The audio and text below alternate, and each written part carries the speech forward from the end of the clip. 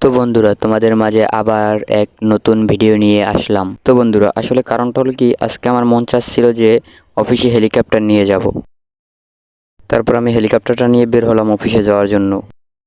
তারপর আমি অফিসের দিকে রওনা হলাম। এই তো আমার অফিসের ছাদ দেখা যাচ্ছে।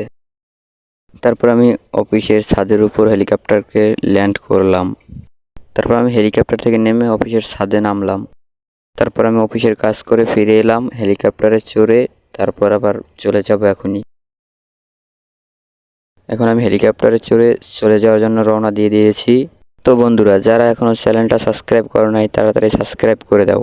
তো বন্ধুরা, আবার নিয়ে এলাম তোমাদের মাঝে এক নতুন ভিডিও। তো বন্ধুরা, হয়েছিল কি, আজকে আমার মন চাইছিল যে হেলিকপ্টার নিয়ে আমি অফিসে যাব।